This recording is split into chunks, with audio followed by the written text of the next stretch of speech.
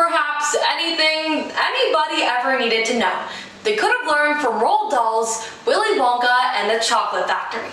The story champions virtues like hope, advocates for the promotion of the industrious over the lazy, recognizes the enormous value of visionary and imaginative thought, and its Oompa Loompas have become a cultural touchstone for all leaders orange. And perhaps it is Veruca Salt, the greedy, demanding brat, that is Mr. Dahl's greatest contribution to our edification. Her insatiable appetite for immediate fulfillment, in this case being golden eggs, has proven to be a microcosm for a macro crisis in modern society, a crisis that writer Darren Levitt calls the instant gratification epidemic. Many of us are ensnared by the ever-growing need to fulfill every capricious desire, rendering us what author Paul Roberts calls the impulse society. So today, we'll shine a light on the dangers of instant gratification. First, we'll put into focus the many causes and stimuli behind this instant gratification epidemic. Next, we'll clarify the corrosive effects resulting from impulsivity tearing at our social fabric. And finally, we'll bring into view specific strategies that will strengthen our guard against the ugliness that is instant gratification, an ugliness that Veruca Salt brought and left at the Chocolate Factory, amidst the Oompa Loompas chorus, warning against spoiled children and instant gratification. For such a seemingly minute issue, instant gratification has infiltrated our society in very consequential ways. Let's unveil why we fall prey to instant gratification by first examining how technology perpetuates it, and second, how we are biologically wired to succumb to instant gratification. Whether it be businesses, services, or applications on our smartphones, we have entered a day and age where technology has made anything and everything instantly available at our fingertips.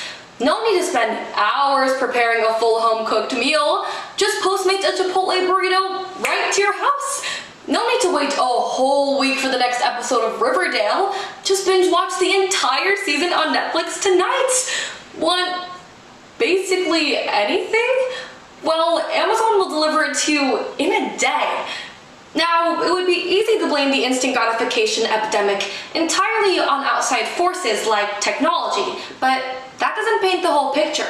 Like any difficult to face truth, the blame also lies within. And in this case, within is not figurative but literal, identified by researchers as a primordial pre-wiring in our brain, which creates an inclination to instant gratification. And this inclination predates any technology, even the wheel, and it involves the two hemispheres of the brain. A study conducted by Princeton University in 2018 explains that when we are presented with a choice between instant and delayed gratification, the left and right hemispheres of the brain are in constant competition over whether the decision will be rooted in logic or emotion. And instant gratification clearly lives in hotel emotion. Instant gratification tends to prevail when the option presented triggers desire, lust, addiction, revenge, or envy. Bad boy emotions, one and all, pushing the emotional half of the brain to overpower the logical, as the temptation becomes too great to resist. As explained by Forbes on August 20th, 2019, the brain responds to these brief spurts of satisfaction by releasing dopamine, the pleasure hormone of addiction, which we crave more and more. The bottom line? We literally become addicted to instant gratification. And really, the dangers of addiction to any experience or substance needs little explaining. It tears apart individuals, families, and as the ongoing opioid epidemic has established, entire communities. A scourge not lost on anyone. Instant gratification with its dopamine-producing properties, on the other hand, exists deceptively camouflaged in the field of accepted behavior. Binge watching all 24 episodes of Riverdale barely raises an eyebrow, hardly tantamount to smoking meth. Or is it? Well, addiction expert Dr. Hilary Cash explains that, like any addiction, instant gratification corrupts us both physically and psychologically, and ultimately erodes the pilings of our humanity, which include our capacities for empathy, generosity, gratitude, and self-control. But the virtue that seems to take the greatest hits from instant gratification is, unsurprisingly, patience. A study conducted by the University of Massachusetts Amherst in November of 2016 shows that on average, we are only willing to wait 2 seconds for a video to load before clicking out of it. And the demise of patience at the hands of instant gratification has ramifications in the world of personal finance. Nothing illustrates this point like the October 2019 AARP Public Policy Institute study, which reveals the shocking reality that over a quarter of families earning more than $150,000 a year don't have an emergency savings fund. So evidently, a savings fund is less gratifying than leasing the latest 2020 car. Now, it should come as no surprise that the desire for instant gratification first afflicts the young. In their book, The Narcissism Epidemic, Living in the Age of Entitlement, Doctors Jean Twenge and Keith Campbell explain how narcissistic personality traits in college students have risen just as quickly as obesity in recent decades. Their findings reveal that 25% of all college students self-identify with narcissistic traits. The Mayo Clinic defines narcissism in part as a mental condition, whose signature symptoms include an inflated sense of self-importance, a lack of empathy, and a deep need for excessive attention and admiration. And the relationship between narcissism, obesity, and instant gratification is an obvious one. They all have a biological aspect to them, but obesity is the result of people eating what they see in front of them now. Likewise, narcissism is just another version of this. People getting what they want, which includes the gratuitous attention and admiration of other people now.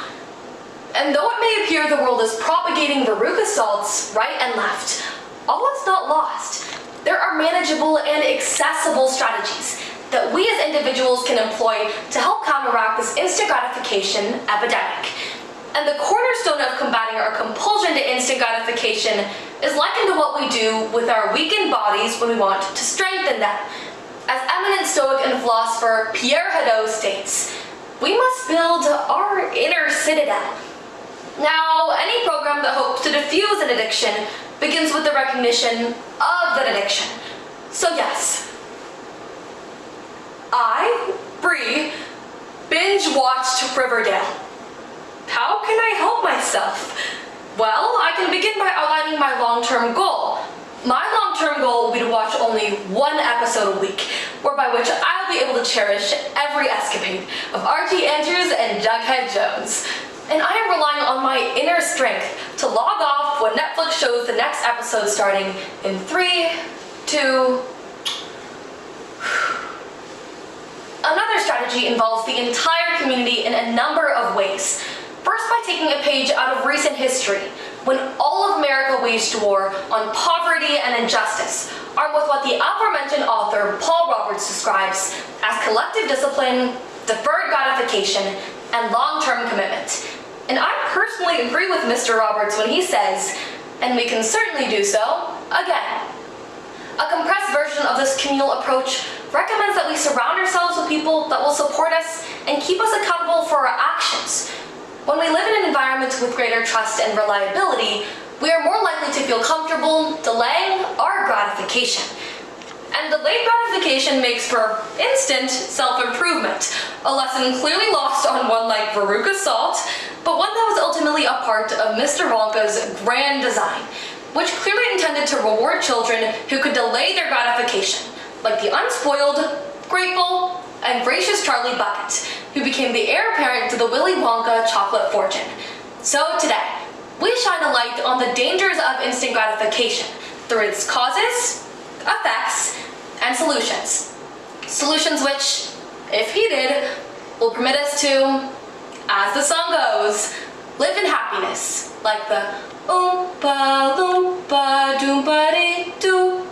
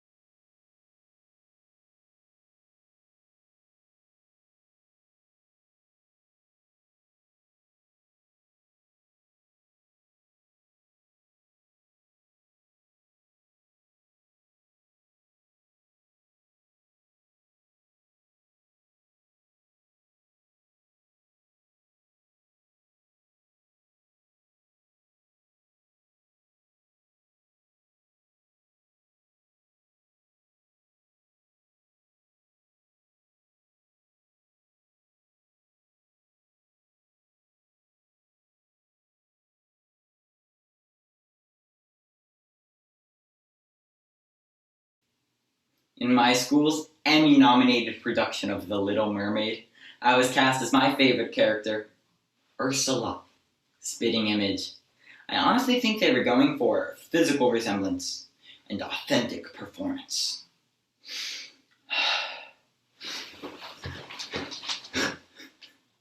Good, right? And like the Wicked Witch of the Water, I'm so misunderstood. Everyone only sees my outward tentacles instead of the wholesome Jew on the inside. But Ursula had so many admirable qualities. She recognized the importance of contract law, womanhood, vocal rest. I just wanted to emulate the sea sorceress, so I partook in some intense method acting. I went on an 8-day grape juice cleanse just to get the right shade. Got slim thick and bullied a Bambi-eyed ginger. But after the final curtain, when I thought everything would be back to normal, for some reason the cast couldn't see past the purple. They still saw me as a villain. But sadly, the vilification of presumed enemies is not unique to high school musicals. In a society that values personalities over policy and craves hatred over human rights, our infatuation with vilifying is not at all surprising. Psychologist Stephen Taylor explains that society is plagued by a good versus evil mentality. People are either heroes or, if not, villains. And when this process is amplified by the very things we created to connect us, we give birth to an ever-expanding network of villains. Whether it's reducing all people on government welfare, to lazy, characterizing all cops as racist, or marginalizing our religious group whose beliefs and practices we don't understand. In these divided times, it has become far too easy to otherize, dehumanize, and vilify those we see as different, ultimately recasting their characters as evil to play the villains in our stories. So today, let's first figure out why we create villains. Then, we'll take a look at what vilifying creates. And finally, discover how to become a hero. And fast, before climate change puts us all under the sea.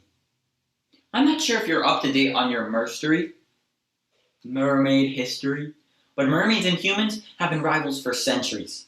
Ever since Moses parted the sea, the mer people were not happy. It took an extreme act of teen angst for both groups to realize they're really not that different. From the Waist Up, a study conducted by the nonpartisan group More in Common highlights how Americans fall victim to the harsh divide between suspicions and reality, otherwise known as a perception gap. The survey asked participants to rate how they think people in the opposing political party feel on major issues. On gun reform, Democrats were off by a long shot. They estimated that only 40% of Republicans are in favor, when in reality, 75% of Republicans think more should be done to curb gun violence. Conversely, Republican participants suspected that over 50% of Democrats think all police are bad, when actually, it's only 15%. The reality is, most Americans are flexible in their beliefs and eager to compromise. But rather than rallying around what we share in common, we diverge to the extremes, and thus, villains are born. And once extremes are established, they're amplified by the technologies originally designed to connect us. Instead of enacting policies to diminish hateful content on their platforms, media companies create algorithms that amplify hate to optimize engagement. YouTube, for example, in 2017 introduced a new algorithm called Reinforce, designed to keep viewers glued to their screens. We all know how it works. When you finish a video, 26 more are recommended to you. This is how 15-year-old David Shearer went from watching Call of Duty clips on YouTube to war on feminism videos to Holocaust denial. But Twitter, Instagram, and Facebook all have their own mechanisms that pave the way for conspiracy theories fake news, and vitriol to go viral. So, of course, what happens when the only media you consume is tainted with hate? Your world becomes a vacuum of vilification. Unpopular opinion, Ariel was a stalker. She literally watched Prince Eric from behind a rock. So when Daddy found out, King Triton went a little off the deep end. And that's because vilification leads to radicalization. A recent Reveal News investigation uncovered over 400 U.S. law enforcement officers as members of private Facebook groups supporting racist, Islamophobic, and anti-government ideologies. Many of these groups bearing titles like White Lives Matter or Death to Islam Undercover. Just last July, a Louisiana cop was fired for posting threats to Congresswoman Alexandria Ocasio-Cortez on Facebook, stating that she needs a round, and I don't mean the kind she used to serve. Peter Simi, associate professor of sociology at Chapman University, who has studied extremist groups for over 20 years, explained that views like those expressed in these groups inevitably influence an individual's decision-making process. And while only a small portion of those who protect and serve belong to these radical groups, a lot of damage is done in the process. Because radicalization becomes fatal when it's realized with acts of violence. 5 months ago, in just the 8 days of Hanukkah, 9 attacks were issued on the Jewish people of the New York area, including beatings, a shooting at a kosher store in Jersey City, and Grafton Thomas, bursting through the door of a rabbi's house, machete in hand, killing 5 people. Some of my happiest memories are playing outside my synagogue every Saturday.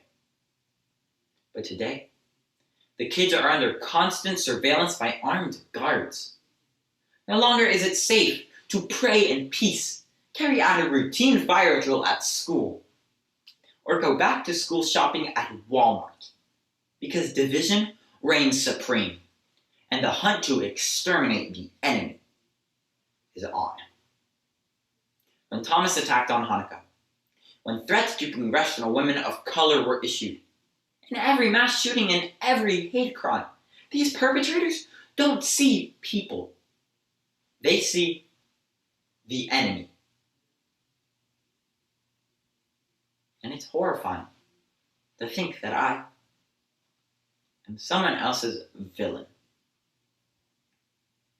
So, as the Queen of the Sea would say, how can we save these poor, unfortunate souls?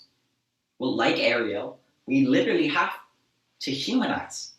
In her book, The Opposite of Hate, author Sally Cohen argues that the opposite of hate isn't love, it's connection.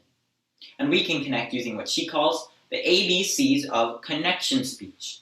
The first step is to affirm. Don't deny the way someone feels. Try to understand why they feel that way. Let's say your aunt, Linda, is convinced the Mexicans are stealing our jobs. You listen to Linda when she tells you that many of her family members have recently been fired. The Mexican immigrants are just her villain. Next, bridge. But avoid using the word but. This discredits everything Aunt Linda just said. In building a bridge, try using words like actually or the good news is. Anything but. Something like, actually, Aunt Linda, over 50% of the workforce is made up of white middle-class Americans. And that leads into the final step. Connect. Present your point of view. Share a couple of facts they may not have known. We can connect with our everyday villains and turn them into real humans. By only seeing each other as opponents to be beaten, villains to be defeated, we'll never heal the divide. Democrats and Republicans aren't adversaries. Lack of health care is the villain. The rich and poor aren't rivals. Income inequality is the villain. Americans and immigrants aren't enemies. They can be the same. So, the next time you watch The Little Mermaid, take a deeper look at its villain. Try and appreciate Ursula. Cherish her character arc. Honor her passion. Relish in her tentacles. And never underestimate the power of body language.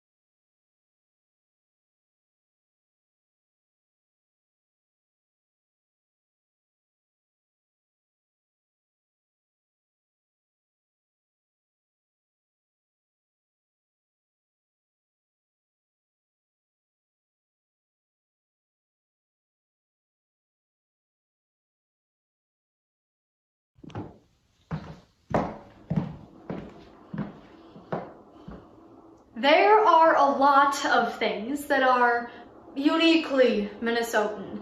For example, our affinity for ranch, tater tot hot dish, and high school hockey. Or the way that no yeah and yeah no mean two completely different things. But the most Minnesotan trait, we're so gosh darn friendly. Our driveway goodbyes last for hours. We never take the last cookie off of the tray. And we always scoot past each other with an "oh, sorry." But unfortunately, these seemingly friendly gestures can come at the cost of authentic connection. Instead, we are left with superficial, seemingly perfect, quick conversations. You know, Minnesota nice. But we Minnesotans aren't the only ones. We see it everywhere. Our pre-pandemic sectioned off office cubicles, self-service checkout lines, and AirPods securely in our ears further reflect a lack of connection. Simply, we don't talk anymore. A 2017 One Poll study found that 68% of young adults actively avoid face-to-face conversations. And this avoidance creates a fear of vulnerability, isolation over inclusion, and ultimately, a degeneration of community, when in today's world, we need one another, more than ever. So today, let's talk. Let's talk about the rise of inauthentic communication and how it leads to isolation. Let's talk about the issues caused by our lack of vulnerability and conversation. And finally, let's talk about how we can inspire real conversation. And look, right now, community looks a little less like a dinner party and a little more like a Zoom meeting, but we can still find ways to connect. In a digital society where we're seemingly more connected than ever, the irony is we've never been less. We've become accustomed to Photoshop and editing and revising every message we type. Even in a quick text, we have time to think, process, and change anything we say. It's like our words get airbrushed. In so doing, the conversation loses its vulnerability, its raw, real-time responses. Forbes magazine of May 2017 notes that this revisionist security blanket makes face-to-face conversations, and even just picking up the phone, a struggle. And as a result, we're lonelier than ever. A 2018 University of San Diego study reports that 75% of Americans experience high levels of loneliness, up from just 17% only a few decades ago.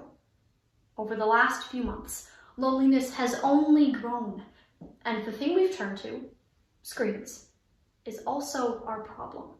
It took a global pandemic to realize this connection. And our culture of isolation, culture of silence, can have life-threatening impacts.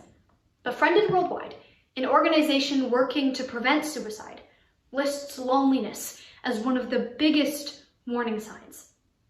With a society accustomed to alienation, it's unsurprising that the CDC reported just last week that suicide rates have increased by over 35% in the last 2 decades. And unfortunately, the tragic effects of feeling alone extend even further, all the way to what the Atlantic of 2019 calls a clear link between loneliness and the kind of radicalization that leads to violence. The Gun Violence Archive reports that in 2019 alone, there were 417 mass shootings in the United States. And while each headline presents its own unique, horrific tragedy, they commonly share one characteristic: social outcast, rejected by their peers, loner. As people, especially students, feel misunderstood, disconnected, lonely, they increasingly turn to extreme hatred and violence, making this lack of empathy and connection dangerous. And without vulnerable and genuine conversations, community suffers. The last restaurant I ate at was Chili's, and while deciding between the 3 for $10 and the 3 for $10, I noticed a line of 6 or 7 men sitting at the bar with their drinks. In movies, they would have been talking, laughing a bit too loudly, maybe obnoxiously yelling at a Vikings game on TV. But this bar was dead silent, their faces aglow from phone screens, making Chili's a little bit more chilly. No warmth, no conversation, and no clue that this potential for connection was about to be corona'd away. It is impossible to build healthy communities and meaningful, long-lasting relationships when our first instinct is to pull out our phones, when we scroll past pictures of friends instead of inviting them over for dinner, or when we fail to push ourselves to meet new people and bridge the initial awkward gap. In his book, Bowling Alone, Harvard professor and sociologist Robert Putnam states that over the last 25 years, there has been a 58% drop in attending club meetings, a 35% drop in hosting friends, and a 43% drop in family dinners. It's clear that our communities are suffering because we cannot connect. And the impacts of this disconnect are tragic. Last winter, outside a grocery store in my hometown, a woman was found dead in her car. She had been there for more than 4 months before she was finally discovered, not by a friend or family member, or even a concerned neighbor. She was found by a random passerby, frozen, alone. And the cold reality is that this pandemic has left so many isolated in nursing homes, garages, shelters, and homes. It is particularly painful that we cannot even connect in the face of death at hospitals or funerals. I mean, take a second to think about all the connections you've lost over these past few months. No screen can ever warm that chill. To be clear, we aren't living in a total connection wasteland. People still talk, out windows or from 6 feet apart. Heck, look at us, reaching speakers across the nation digitally, talking and tackling so many issues. Interestingly, we, the kids who grew up with screens, hold the hope for replacing the reliance on them. If we first teach young people how to have conversations, schools can help us build this skill by encouraging collaboration around a table, face to face. In the meantime, screen to screen. Speech is a great catalyst for this, but I don't just mean in rounds. Some of the best connections I've made happen outside rounds, in bathrooms as we compliment each other's suits, or hallways waiting for postings. We are trained communicators. May we all shed the overly aloof decorum and give each other more than the occasional one clap. Secondly, we must continue advocating for communities that foster conversation. For example, the International Potluck in my hometown, where members of the community are encouraged to bring food from their culture and share it with others. Then, conversation is had over dinner. Or the Narrative 4 project, which facilitates story exchanges in schools, universities, and organizations around the world. Following the story sharing, 94% of participants report feeling a motivation to create positive change in their communities. Check out their mission. Open up a tab and type in narrative4.com. Humans crave connection. We thrive on knowing and being known. The word itself, conversation, is derived from a French word meaning move together. So, as we move out of our homes and back into our communities, let this tragedy be a reminder that our humanity thrives on being together. I don't know about you, but I won't be taking dinner dates at Chili's, conversations between rounds, and just being with my people for granted again. So let's all dig a bit deeper into Minnesota Nice. I would be happy to share my hot dish recipe and truly connect. And to that, I say no. Yeah.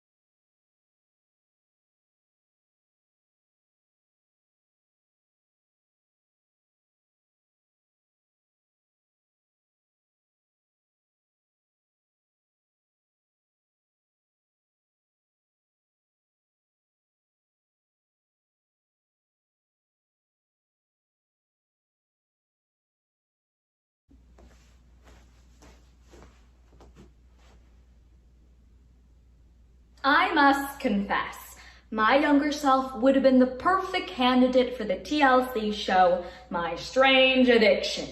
No, I didn't eat a couch cushion, nor marry a train station. I was addicted to 1980s Hong Kong gambler movies. For those of you who aren't familiar with the God of Gamblers series, it's basically the Asian version of the Fast and Furious franchise. You see, these movies usually started with a slum-dwelling protagonist who survives by stealing food off the streets. Kind of like Aladdin, but then is taken under the wing of a wisecracking elder, transforming them from a delinquent to a high roller. Think Tan France from Queer Eye, but with the Fu Manchu. But my favorite part was the final showdown, where the underdog beats the odds and lays down a royal flush, before walking away in a classic 1980s mid-jump fist pump, like Rocky. Wait, why do all these stories sound so similar?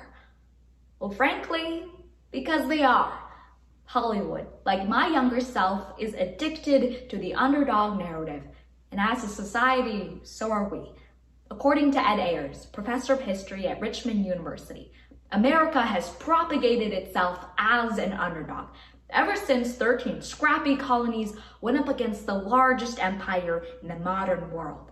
It is hardwired into the American psyche to somehow cheer for people who seem as if they're up against the odds.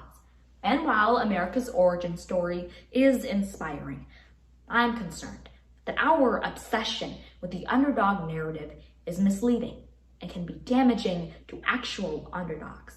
So to understand this phenomenon, we'll begin by recognizing why we love an underdog story. Next, seek to understand how the underdog narrative can be problematic, before finally exploring how we can rewrite the rigged odds. Before sitting down at the poker table, it's helpful, to know the rules. So let's begin with Merriam-Webster's definition of the underdog, which is twofold. First, the underdog is labeled as a loser, or a predicted loser in a struggle or contest. Think of the March Madness basketball tournament, when it's not canceled, where in round 1, the number 16 seed team faces off against the number 1 seed. The second definition specifically frames the underdog as a victim of injustice or persecution. In this case, think of the single mother facing eviction. In either scenario, we become emotionally invested in the successes of these underdogs. But why is that? Jimmy Frazier, professor of sociology at Bowling Green State University, labels this phenomenon as emotional economics. He explains that we love underdogs due to their low risk. When an underdog loses, we aren't surprised. But when they pull an improbable win, when the number 16 seed upsets the number 1 seed, when that single mother hits the jackpot and saves her home, their stories flood us with a wave of emotion. And it's this emotional payoff that leads us to embrace headlines like Home Depot employee builds walker for disabled toddler, and teen raises money for gravestone of a friend that died from cancer. When we consume these headlines, we often don't recognize it, but our feelings lead us to indulge rather than inquire in the stories of underdogs. We feel, but then we fail to ask critical questions, like why our laws permit insurance companies to deny walkers to disabled toddlers, and why cancer treatment is so expensive that a mourning family cannot afford a headstone. But our short-sightedness does not end when their traditional stories stop. Much like lottery commercials that only showcases the big wins, those looking for power and profit capitalize on our emotions too. And they do so by co-opting the underdog narrative. During his White House run, casino mogul Donald Trump labeled himself as an underdog. And while his political credentials were, well, non-existent, no Ivy League educated white man born to a real estate titan who gave him a small $1 million loan can claim underdog status. But Trump isn't alone. Even former presidential candidate Elizabeth Warren, in her stump speech, ignores her Harvard credentials in favor of the line, "Mama had to get a job, Daddy had a heart attack." Such messages compel us to vote due to their personal stories, rather than their policy positions. And yes, corporate America has won more than a few hands by co-opting the underdog narrative. Nike, a company well known for exploiting workers in third world countries, spent millions to feature NFL underdog Colin Kaepernick in an ad campaign that sent their stock prices soaring 10% in one single quarter. Meanwhile, Apple still peddles its "we started in Steve's garage" origin story, while stashing God knows how many trillions of dollars in offshore Caribbean accounts.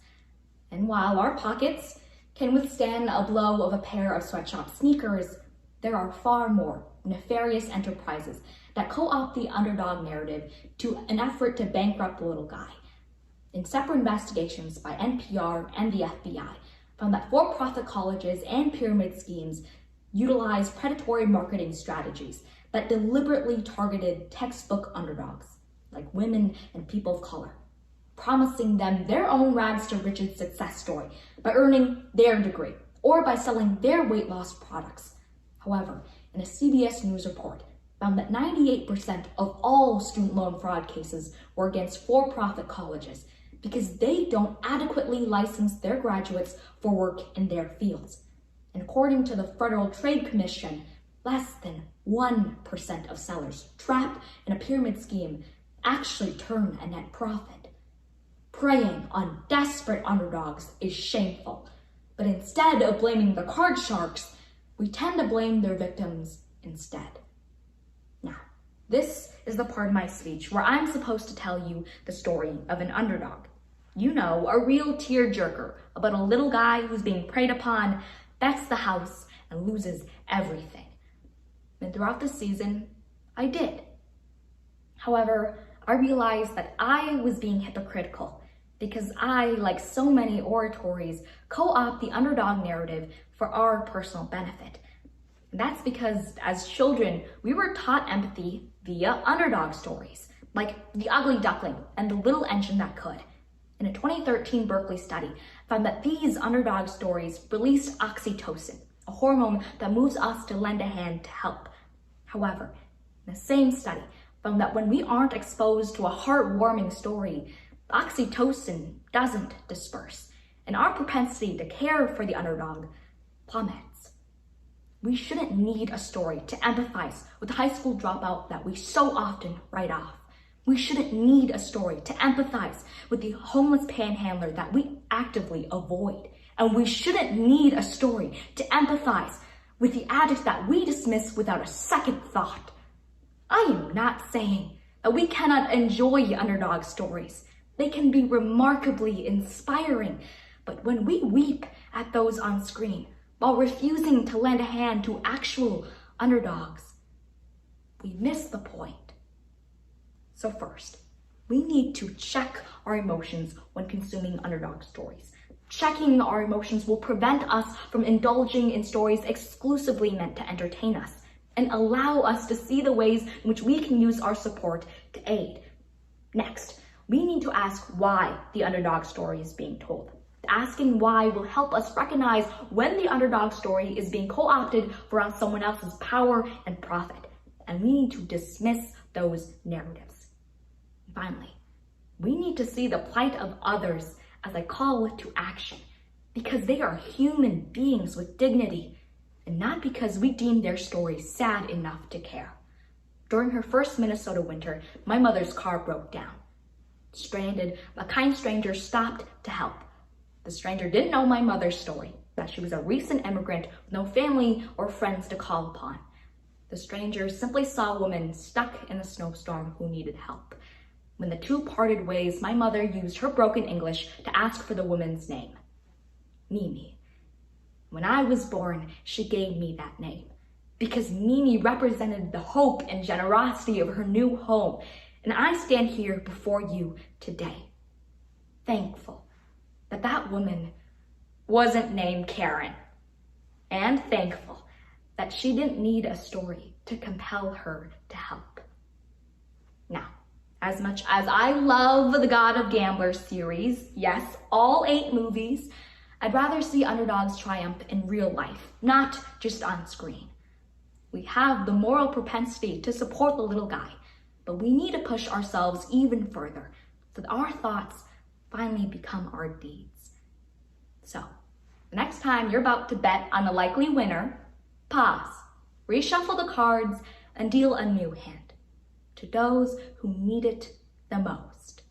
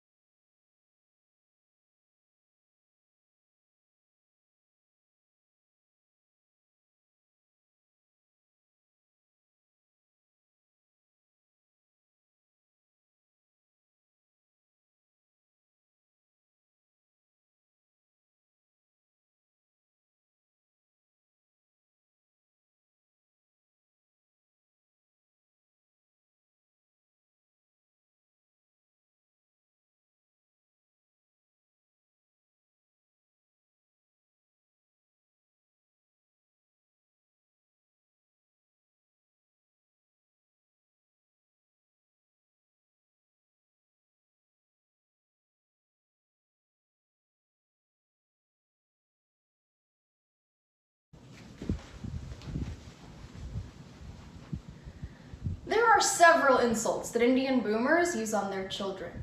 As a classic Indian disappointment, I get a lot of them. But the one that hurts the most is the patronizing label. A, B, C, D. An American-born, confused, Desi, or Indian person. At some point, every Indian child has been thrown into this category of being too American for a real Indian. This term essentially says that real Indians know true struggles. ABCDs don't. Real Indians use holes in the ground for toilets. ABCDs have actual plumbing. Real Indians have a natural musk of curry. ABCDs think of privilege. For my entire life, My family's told me that since I'm a first-generation Indian American, I'm not a real Indian. But the most prejudice I've faced because of my race has come from my own Indian family. The people I would have expected it from, the least. But it's not just me. This type of horizontal hostility is found in many social settings, dissolving unity in a time where we need strength and diversity the most. Professor of psychology at Harvard University, Ellen Langer, defines horizontal hostility as infighting within a social group, where rather than banding together, subgroups snap. To my family, my American upbringing categorizes me as an outsider, and because of that, I'm not considered worthy of my heritage. The horizontal hostility is perpetuating exclusionary ideals within our communities, to the point where we don't feel like we belong. To truly understand our infighting, we must A, analyze some causes, then B, bring up some effects before we D, delve into some solutions, so we can all see ourselves create an inclusionary front within our communities. The biggest insult that Indians from the motherland tell me is that they worked harder on their walk to school than I have in my entire life. Everyone in India walks to school barefoot, uphill, both ways, in the snow, under a boiling hot sun, while carrying their newborns on their backs. Well, it's not my fault. I live in Florida, where the biggest hill is about yay high, and the only snow I know is my dandruff. Rita Hardiman of the University of Massachusetts Amherst labels victims of horizontal hostility as border identities, where individuals do not clearly fit into a binary model of a social group's ideal public image. Think of it like this. The difference of where we grew up causes my family to fractionalize and grow hostile with each other, even though we share the same fundamental culture. Native-born Indians claim to better represent Indians as a whole, and everyone else gets invalidated. Small differences cause major division all around us, in between groups such as light and dark-skinned African Americans, anyone who represents a letter of the LGBTQ+ community, and even food fanatics who believe that a hot dog is either a sandwich or a taco, to which the answer is obvious. It's gross. Professor of sociology at Wagner College, Laura Martacci, explains that while these differences may appear minor to those on the outside, they feel like treason to hardcore advocates within the group. Given these dynamics, clearly horizontal hostility is a stepping stone to institutionalized bullying. Take the modern feminist movement. According to the Socialist Worker Organization, a faction within feminism, known as the Trans-Exclusionary Radical Feminists, or TERFs, carries a women-born women policy, suggesting that transgender feminists aren't women enough to belong to the movement. By the TERFs' logic, transgender women are invalid as real women. I'm invalid as a real Indian. Light-skinned African Americans are invalid as truly black, and who knows how many others are cast off as not being true to their communities. If these social groups keep imposing rigid standards on their members, people will feel alienated, keeping them from living in peace with who they are. Nothing can top the sheer disappointment that Indian children bring to their parents. It's the classic question. Why can't you be more like Jeet? Jeet has all A's. Jeet getting full scholarship. Do you know Jeet invent Google? Look, I get it. Our parents are just trying to motivate us to do better, but all they end up doing is pushing us kids away, ultimately dividing our families. Professor of psychology at Harvard University, Judith White, explains that perpetrators of horizontal hostility, like our parents, view their targets as wannabes, putting themselves on a pedestal to the point where they feel it's okay to judge inherent human worth. When Irene Siegel, a light-skinned black professor, was slated for appointment at Northwestern Law School, the Black Student Association protested, claiming she wasn't black enough. When the first deaf woman was crowned Miss America in 1990, instead of celebrating history being made, deaf activists complained that since she uses oral English instead of American Sign Language, she wasn't deaf enough. Trying to expel social group members because they don't fit into a specific mold undermines basic humanity. If we keep letting horizontal hostility take over, we'll be left with multiple factions of the same social group, fighting for the same general cause, allowing for their individual differences to fuel an elitist, divisive mindset. And what happens then? Their group's umbrella agenda never moves forward, and we're left with several hyper-specific exclusionary sections that ultimately halt overall progression. We become so focused on making our social group members feel like they don't belong with us. They ultimately feel like they don't belong at all. And I know what it's like to not belong. Given where I've grown up, obviously I'm not constantly immersed in Indian culture, but despite that, I've done everything I can to connect with it. Taking Indian classical dance lessons, learning to speak and write fluently in Hindi, and even attending Hindu religious services. Yet all of that is buried under the fact that I wasn't born in India. And it's not like I can just reject my Indian heritage and lean exclusively into American culture. Every day, people ask where I'm from, after I answer with Florida. They always ask where I'm really from. To them, I don't look American enough. To my family, I don't act Indian enough. And to me, with all these standards imposed on me, I don't know where I would be enough. The problem with horizontal hostility is its blatant disregard in acknowledging that people are people. There isn't a one-size-fits-all mold for a human being. To understand that, we need to learn the term intersectionality, how one's racial, social, cultural, and gender identities combine to form a unique experience of discrimination. With this awareness, we can hold our community's members accountable. We already have enough issues as is with groups fighting against each other using racism and sexism. The last thing we need is these groups dissolving from within. If you see others infighting, be an upstander, not a bystander. Take, for example, the 1996 Society for Lesbian and Gay Issues, who wrongfully excluded bisexual members from their organization, claiming they weren't gay enough.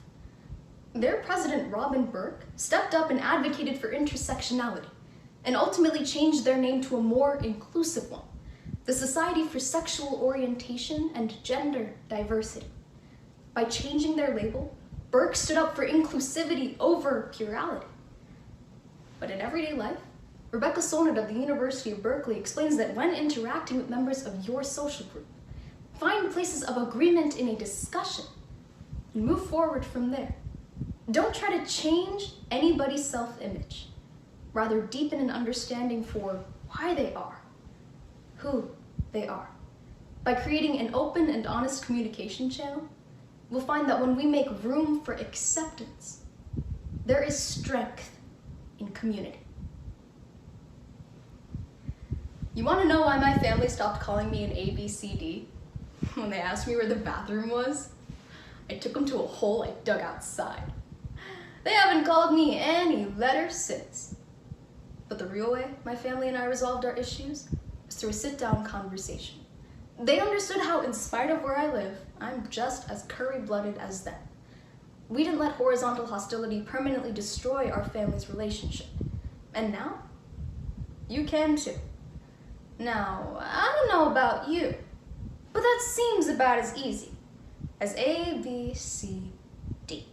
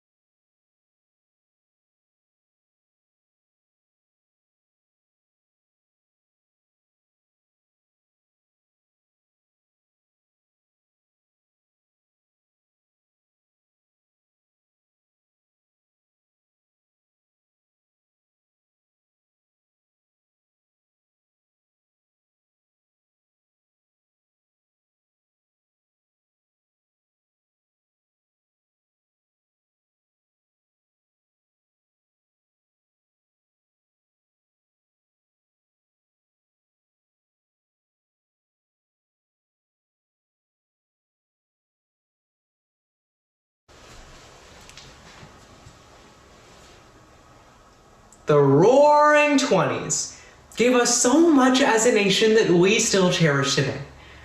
While Babe Ruth made us love baseball, Prohibition became synonymous with protesting. And The Jazz Singer. The first motion picture film with sound made us fall in love with the movies. And in the first few months of our new decade, we seem to be stuck in the rerunning 20s. Whether it's how we refer to the Sultan of SWAT, or how marijuana has become the new legal battle, as speakeasies have become dispensaries.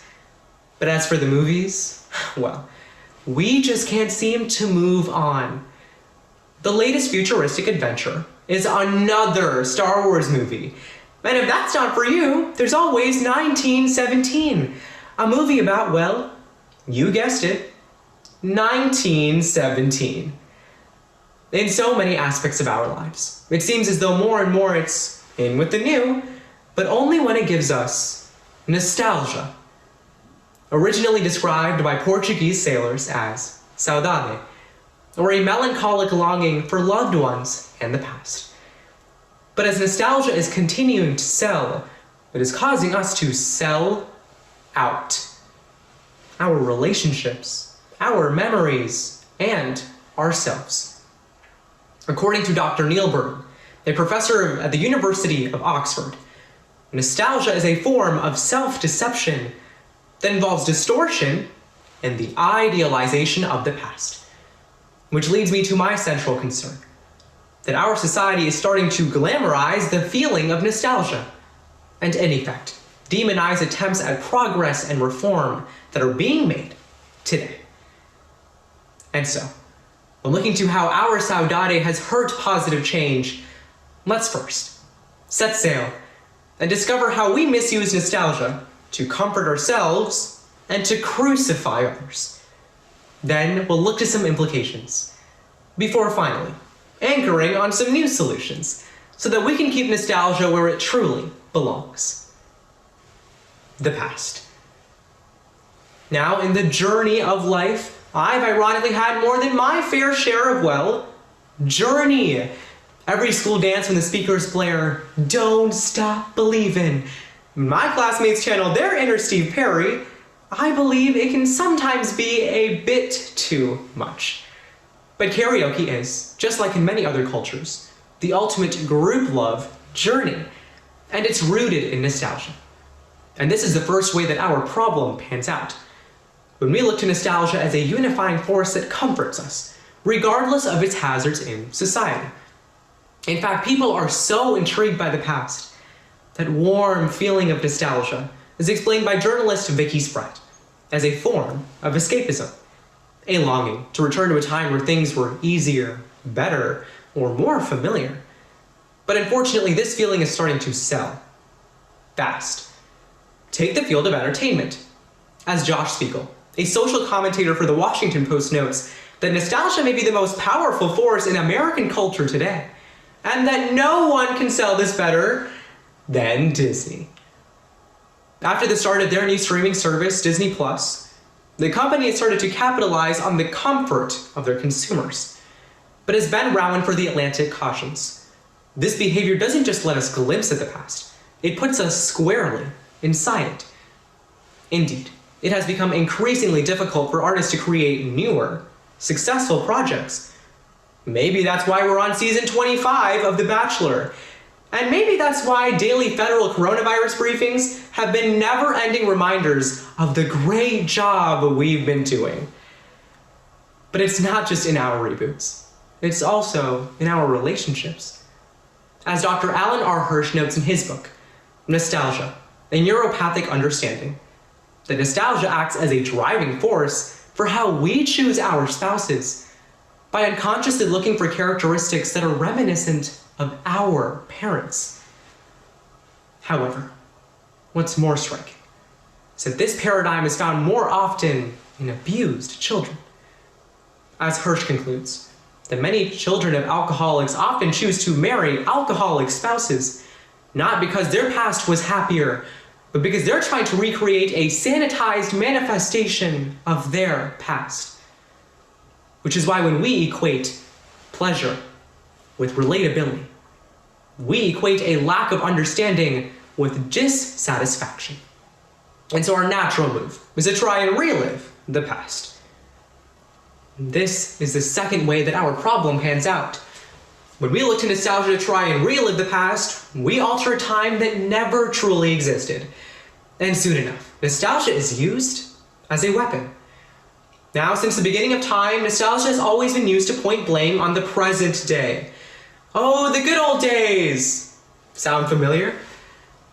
Unfortunately, this perspective has conveniently excluded the truth, as many of our political leaders, on either side of the political spectrum, are using nostalgia to manipulate their voters into believing a toxic narrative.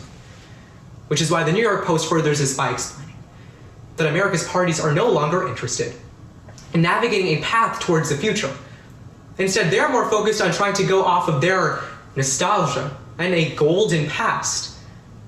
Which is why MEGA is explained by Quartz, an international business magazine, that this particular process has invoked many Americans, especially older citizens, into believing that there's a much simpler past, when in reality, this simpler past had less education, less healthcare, less equality, and less social and economic advancement than today, without taking a serious look at the roots of our problems.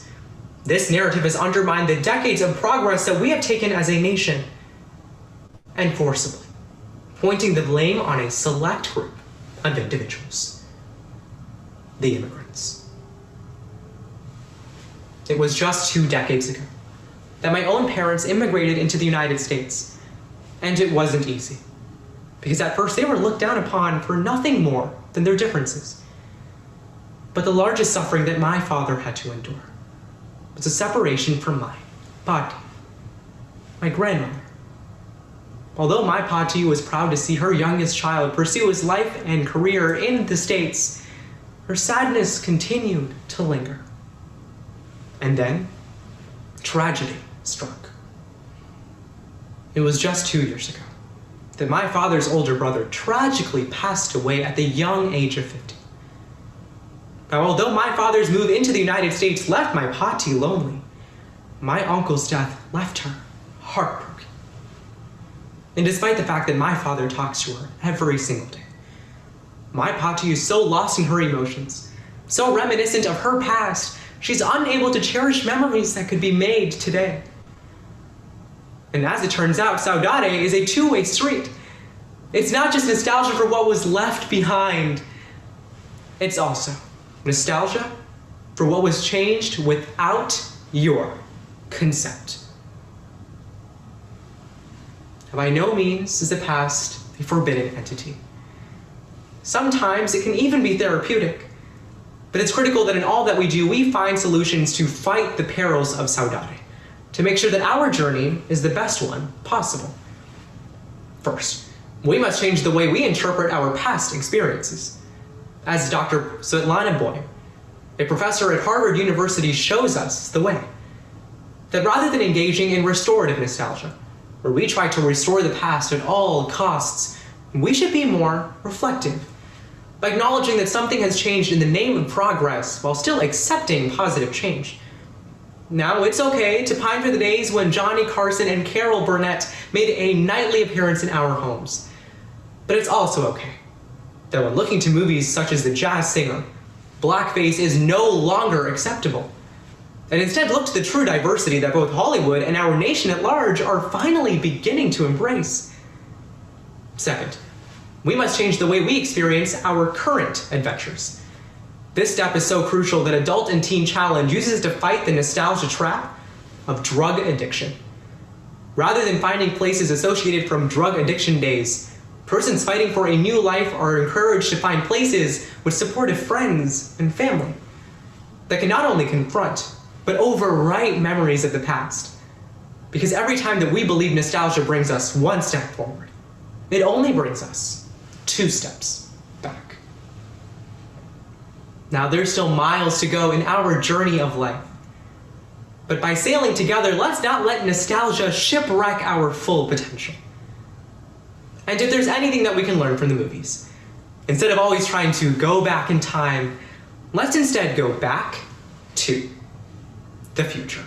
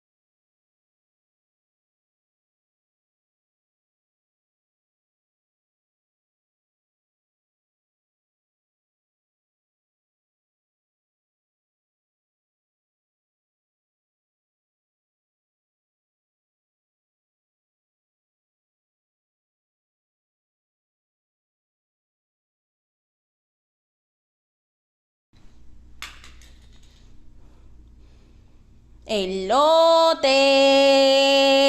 elotes a $1. Elotes. Ándele, buy a corn. A diet. Well, what diet? For what? Your old man will. Oh, he's fat. Eat one, you'll feel much better.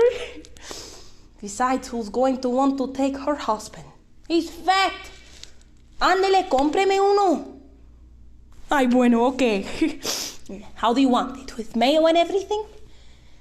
Okay.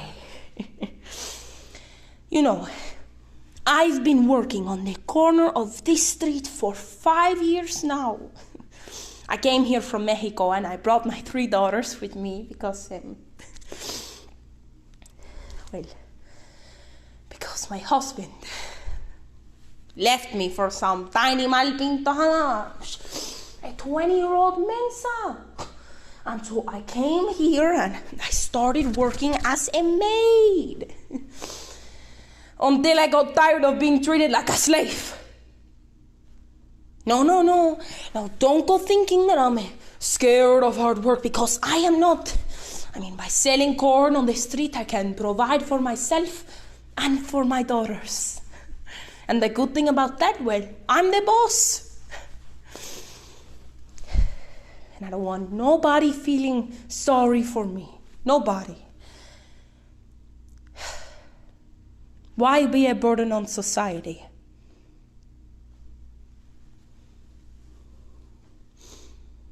Los Angeles is home to over 50,000 street vendors, many of which are undocumented immigrants. And in September of 2018, California Governor Jerry Brown signed into law Senate Bill 946, barring local authorities from handing out criminal punishments to street vendors. Thus, the success of our protagonist, La Cayetana, whose story and strength helped to change state politics. However, little can be done on the local level to stop raids from immigration and customs enforcement mandated on a national one. But perhaps by sharing inspirational stories such as this one, we can all be reminded that no matter our status, everyone here is in search of a dream. Confessions of Women from East LA by Josefina Lopez. Now, I don't like it when people say that Mexicans are lazy, because we are not. I mean, we didn't cross a river and risk our lives just so we could be touristas. No, we came here to work. And I am not scared of hard work, okay? Okay. Eso sí que no. You know what I didn't like when I first started working here? Was that I would be selling my corn and the police would pass by me and tell me that it was illegal what I was doing. And that they would have to arrest me. Oh. But since I reminded them of their mothers, they wouldn't arrest me. So I would just pack my things and I would move. And in a little while, I would come back. And every week they would do this. So I would just act like a mensa and I would say, what? Illegal? Oh, no, Mr. Officer, okay, I'll go. And he would always leave, and I would always come back.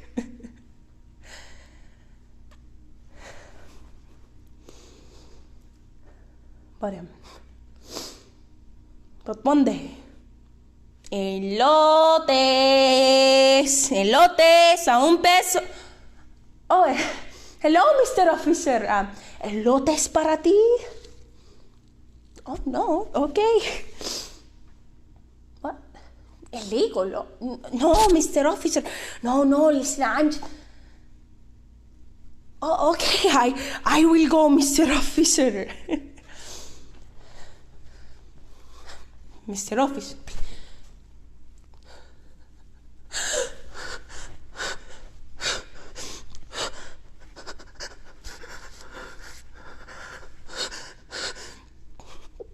And in front of everybody.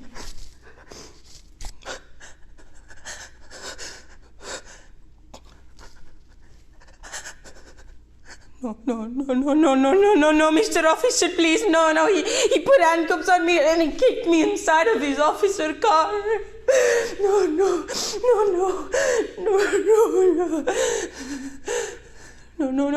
Mr. Officer, please, no, come back. Por favor, señor Mesías, por favor, Mr. Officer, no. My daughters, please, no.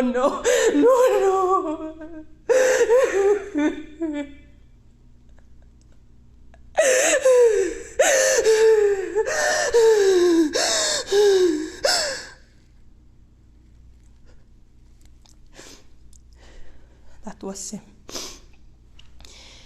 interesting night. My first time in jail. I spent it with the prostitutas. Woo! And I learned a thing or two that I cannot mention in front of the children.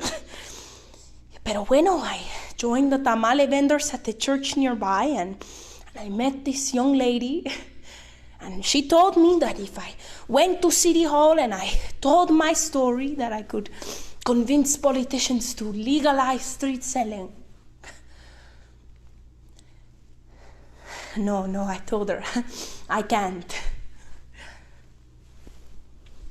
But my daughter, my 12-year-old chiquitica, she looked so angry when she asked me why they threw me in jail. She said, "What did you do wrong, Mommy?" I told her, "Nothing. I didn't do anything wrong."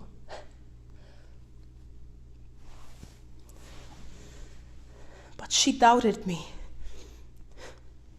And so I started asking myself, well, what is my crime? I don't understand. But I know that I have not done anything wrong, and I'm not scared of anything, not even the devil. So I went to City Hall to tell my story.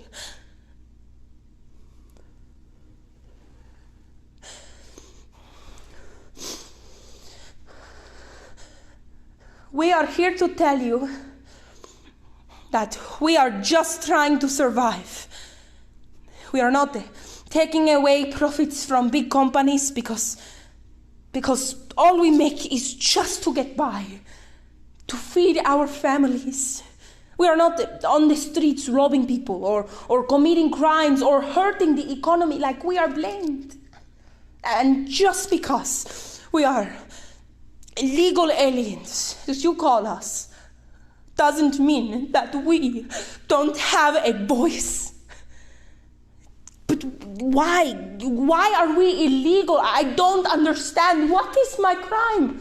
Trying to survive. For me, trying to feed my children, because that is a right of every human being. So today, I come here to remind you that the streets and the land and the sun belong to no one. They belong to all of us.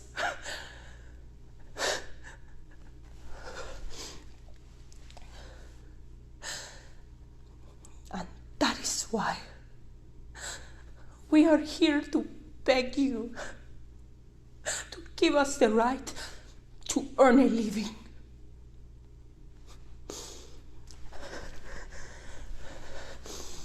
Gracias. I was so nervous. But I told them what I thought they should know. And we won the right to sell. You know, I have a dream that one day we can create a union of street vendors. Andele. I know it's almost impossible, especially now. But hey, dreaming is free.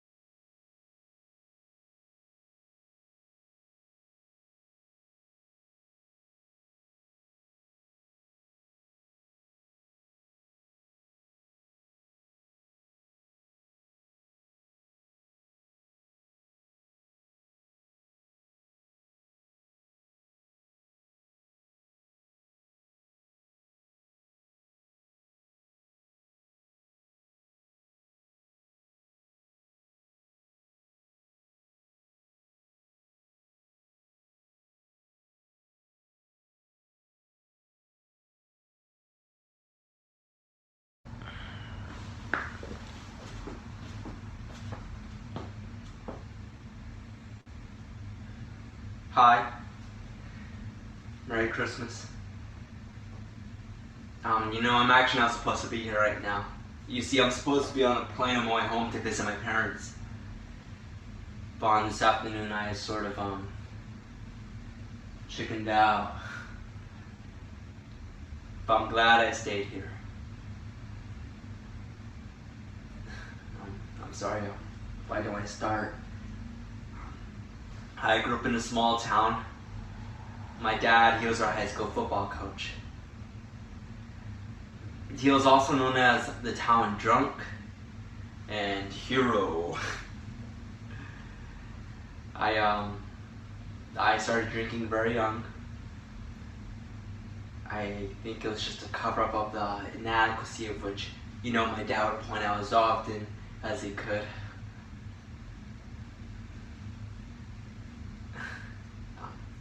So, with that, hi, my name is Tim, and I'm an alcoholic. Author Lewis K.R. once said that our deepest wounds are often self-inflicted and our ugliest scars are often invisible.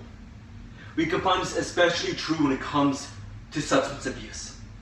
According to the National Survey on Drug Use and Health, 19.7 million Americans ages 12 and older have battled a substance use disorder. We often find ways to hide ourselves from our friends, our families, our loved ones. Even society itself has projected what they want us to be onto us.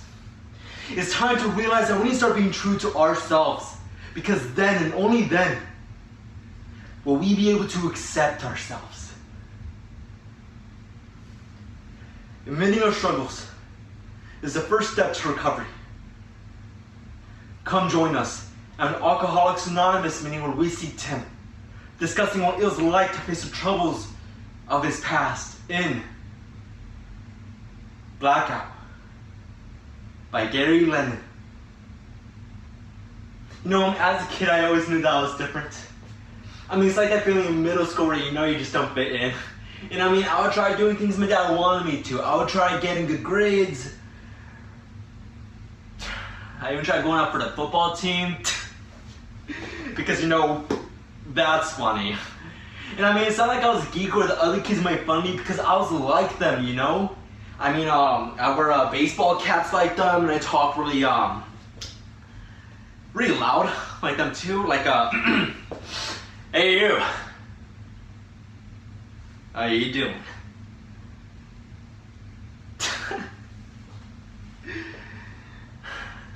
Obviously, I felt like an imposter. I just wanted so desperately to be myself, and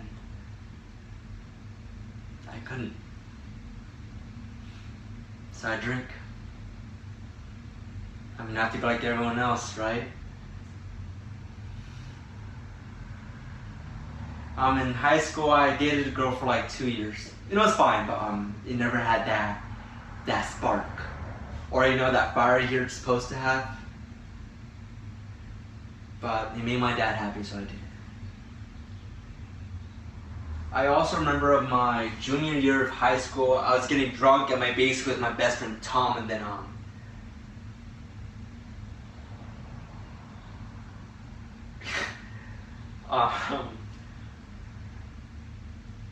he kissed me.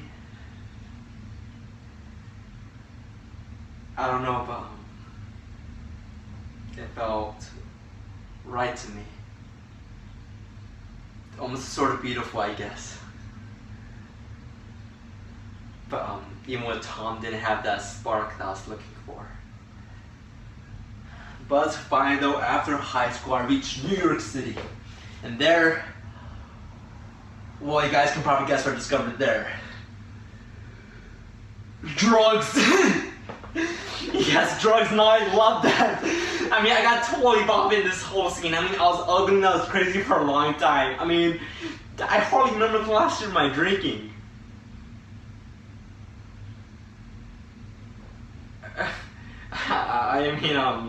I had these blackouts. I only remember bits and pieces.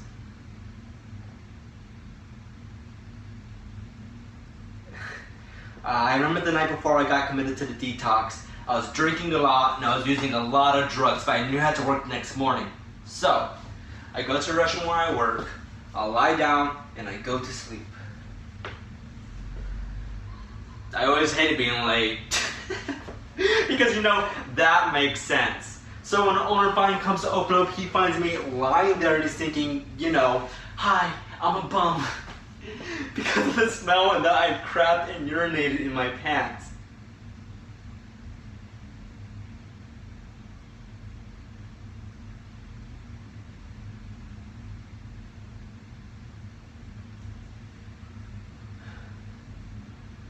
He was this little old Italian man. He was an angel. He's the one who committed me to the detox. And when the guys in the program found out how I was discovered, they called me CTP for crap the pants. You guys, it's okay to laugh. And that's the thing I learned in this program, is that I took myself so seriously. And I'm in the program, I'm one of the lucky ones. I didn't die trying to stay sober.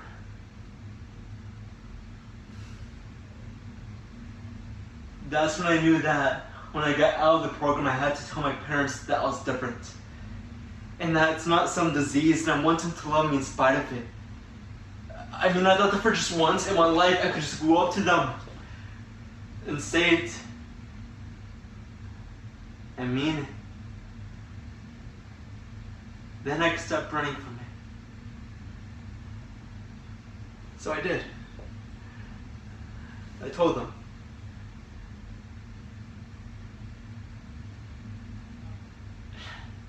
I don't know. I can still tell it's pretty weird between my dad and I. Like if we're at the dinner table and our knees hit awkwardly underneath the table, there's this strange sort of silence when we're in the room together.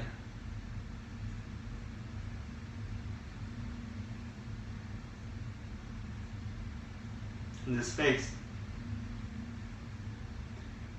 that he makes. He sees it. He remembers it. You see, I remember that was Christmas weekend because I was sitting alone and watching my favorite cartoon on TV. And my daddy comes into the room, he says he wants to play with me. I was so surprised when I was little, he never wants to play with me. That's when he told me to touch him. And I did. Because I loved him. And I just wanted him to love me back. It happened when he was drunk and then he stopped. And I just wanted so bad just to confront him, to ask him why. But every time I look at him, I see this picture of this sad old man living alone with these tears, and I feel sorry for him. Because his eyes, they say one word to me. Don't.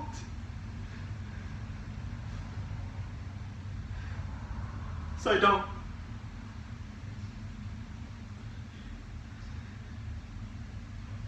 Oh, I'm so sorry, Lorenzo, to take up so much of your time.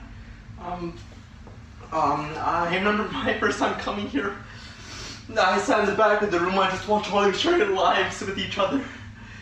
I watch you smoke a lot, and I'm thinking, okay, maybe we're not going to die from liver disease, but the sheriff still died from lung cancer. That's not the point. The point is that I stayed. I came back again and again, and I'm here today, and I thank you.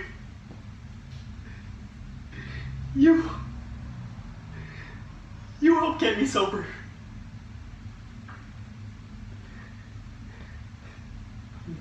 Why don't we open up the circle a bit? You could share. You could pass if you like. Hi. Why don't we start with you.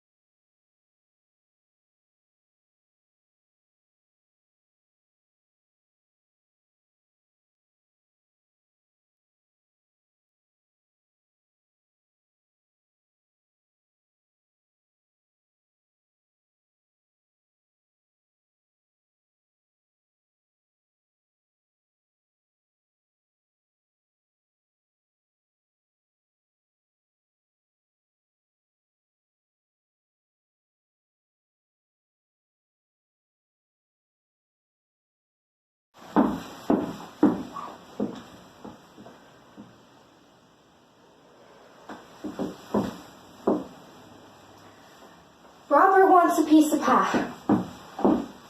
That's it. My son asked me to bake him a pie, so I am going to bake him one. Because that is something I can do. You see, in my house, we always had dessert. I like to end with something sweet. I tried them all, puddings, cookies, and cakes, but pie was the winner. Robert's favorite is pie, apple pie. My apple pie. When Robert eats my pie, he closes his eyes. Those flavors push everything else out. I've seen it. Cinnamon, nutmeg, and apples. Well, they do what words can't. You know, when they're little, they need you for everything. But once they get older, once they stop asking, they think they don't need you. But they do. I am still his mother.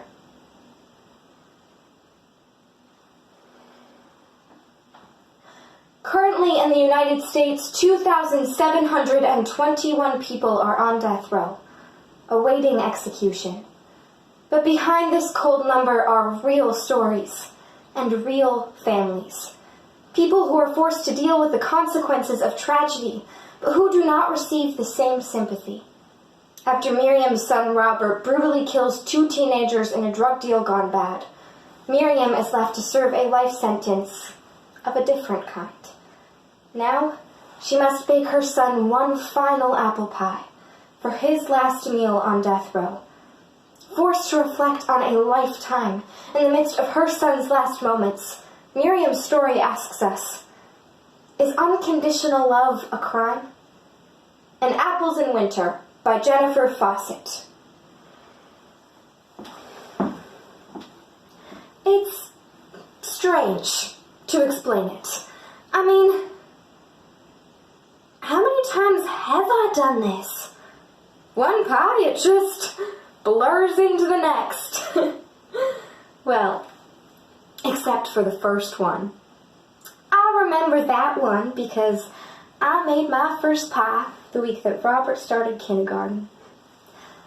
I remember that the teacher had asked me to come pick him up because something had happened with the other kids at school, so I brought him home. Now, he didn't say a word to me the whole time we're in the car, and then he goes straight to his room and shuts the door. No tantrums, no tears, just silence. So after supper, I cut him a piece of pie, and I put it on a pretty plate, and I went into Robert's room. And he was just lying on his bed, just staring at the wall. he was so small. Sweetheart, I've brought you some pie. And he sat up and he took it. And I could see. I could actually see the way that those flavors moving through him are releasing that little boy from all that pain. Every September since then, I've made Robert a pie from the apples in our garden. It's our little ritual. Now, I suppose you're going to tell me that's spoiling him. But how do you spoil someone by being kind? You can't. You spoil someone by being cruel, and I was never cruel, so where did this man come from?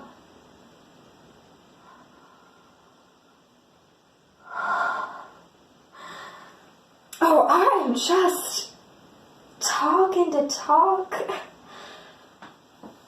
That's what my husband used to say. You are just talking to hear yourself talk. So, it's better than silence. Just talking to talk. I never knew it before, but Robert, he can do the most perfect impressions of just about anybody. I asked him to do me once, but he wouldn't. You have to get him when he is in the right mood. But boy, oh boy. Well, that's the one good thing.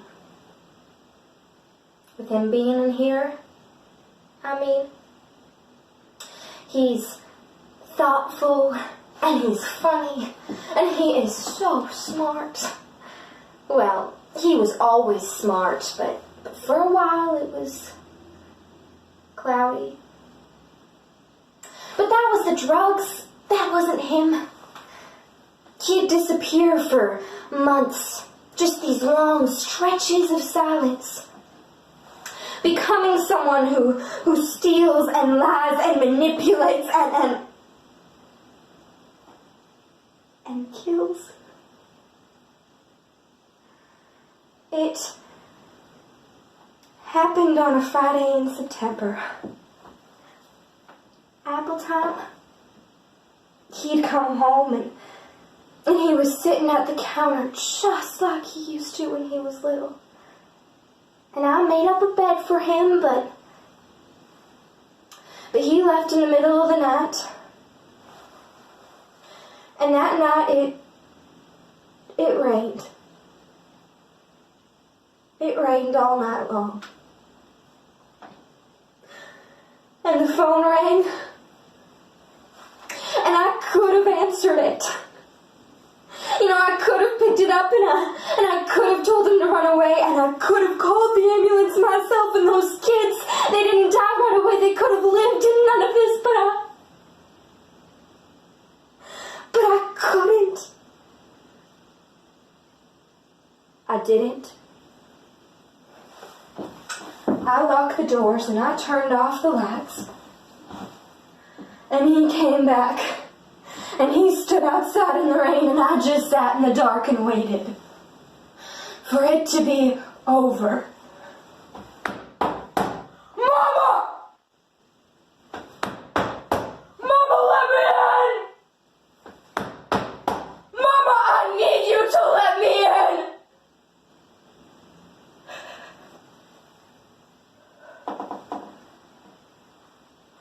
He scares me.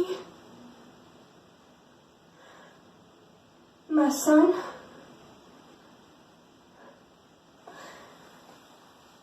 The year after it happened, I got letters, angry letters, from people I knew and people I didn't, people who thought they knew me.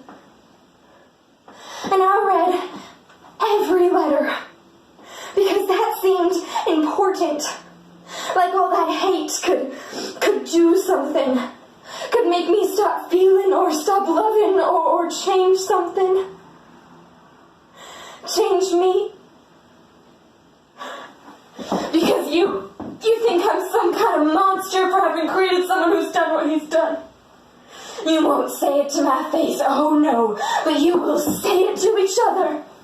And you'll avoid me. Oh, how you'll avoid me Christmases and birthdays and every single day in between, but I have never, ever stopped loving my son, not for a second, no matter what he did, and if you think that makes me a bad mother, well, you have no idea what a mother is.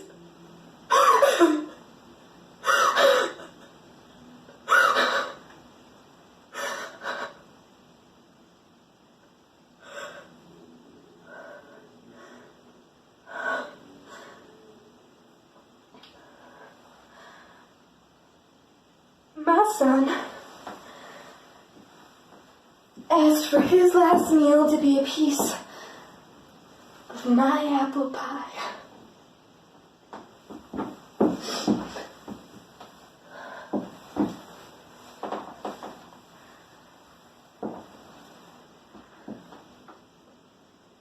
I like to end with something sweet.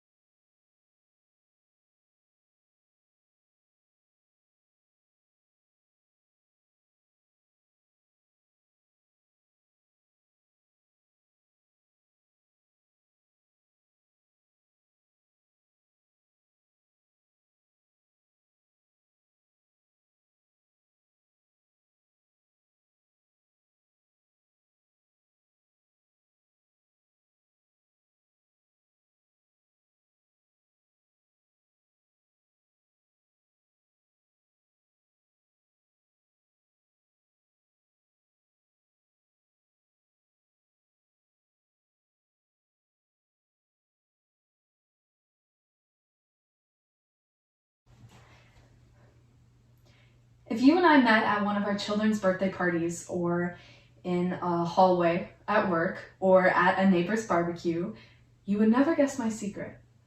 That as a young woman, I fell in love with and married a man who abused me regularly and nearly killed me. Like, I didn't look the part. I had an undergraduate degree from Harvard, and I had 15 years of marketing experience at Fortune 500 companies. Like, if I were brave enough, the first time I met you, I'd try and share with you what torture it is to fall in love with such a good man who can't leave a violent past behind. I'd tell you why I stayed, and how I finally confronted someone whose love I valued almost more than my own life. Like, Connor and I met on a New York City subway heading downtown. I remember it like it was yesterday. The subway doors open and I squeeze onto a slippery neon yellow seat next to a man whose arm was now touching my elbow. Like, I didn't slide away from him like any other person living in New York City for 5 seconds would. I thought it would be too rude. You know, I'd been in New York City long enough to know that if you encouraged men on the subways, things got ugly pretty fast. But this man felt instinctively safe, strangely familiar, and beautiful. God. Connor was beautiful.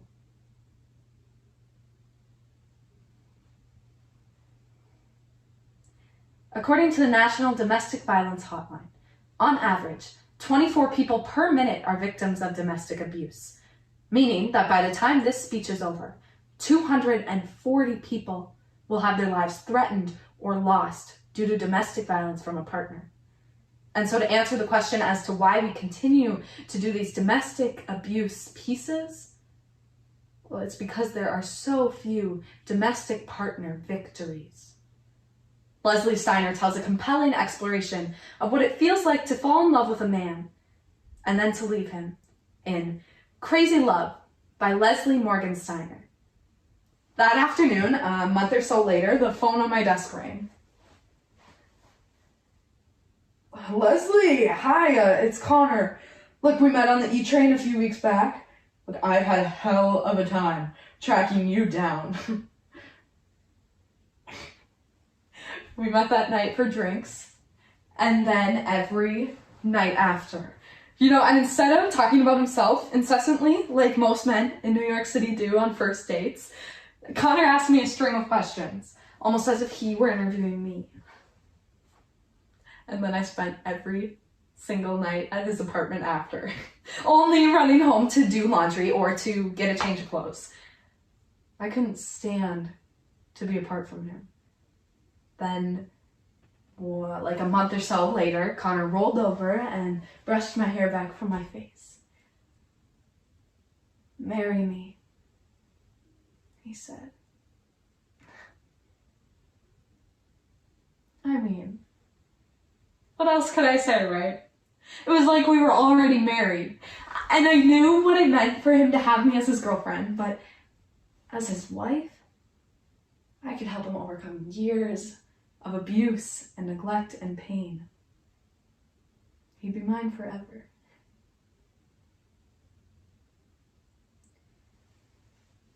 The first time Connor beat me was 5 days before our wedding. He was in the shower, and I was trying to figure out how to get this stupid computer to work.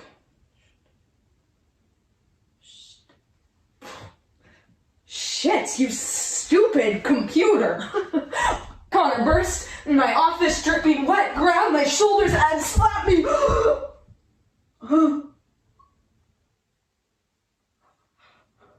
And then he grabbed my shoulder. "Don't scream like that. My mother used to scream like that."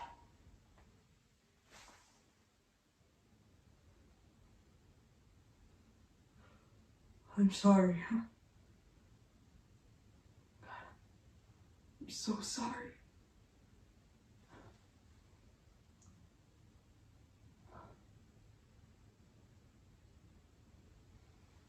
Three days later, when my family and our wedding guests started to arrive, the 10 reddish-brownish bruises on my neck faded to a point where no one noticed them.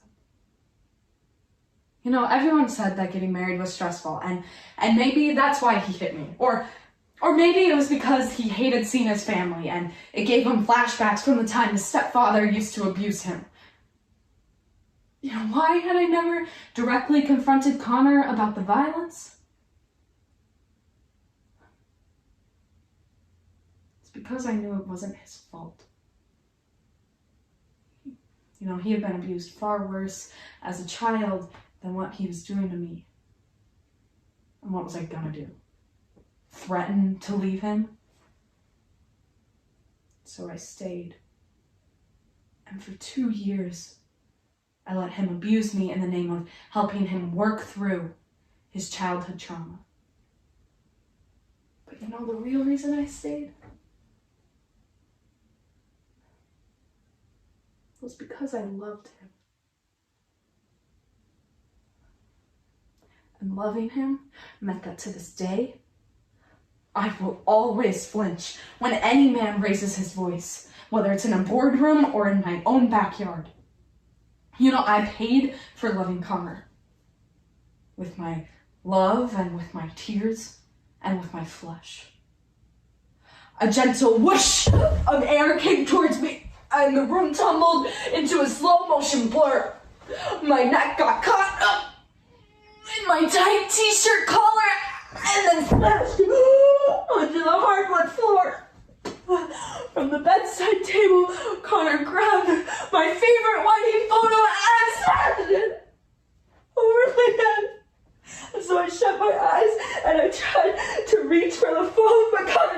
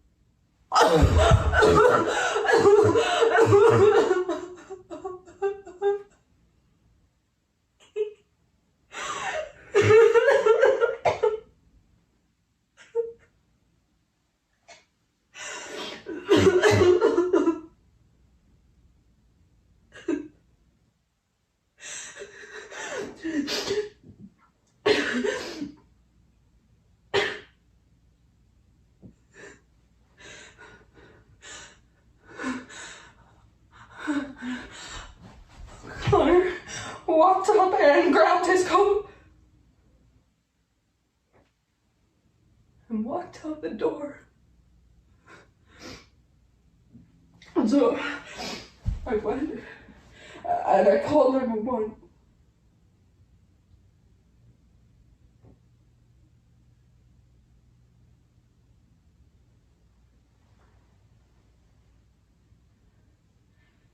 You know,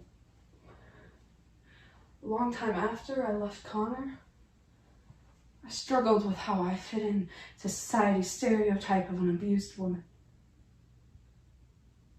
I stayed silent at cocktail party debates on my women, such as Mary Winkler, Nicole Simpson, Farrah Fawcett, Lacey Peterson, or whoever was in the news that week.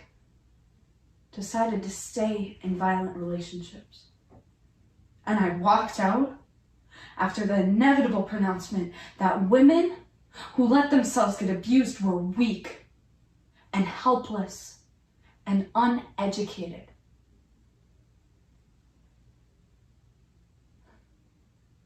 But I was none of those things. And I never met an abused woman who was. You know, I've had to tell every employer that I've had about Connor so that they would know to turn him away if he ever came looking for me. And although I don't have to, every time I speak publicly, I try to briefly mention that I was married to an abusive man, because I never know who's listening. You know, most people don't get second chances in life.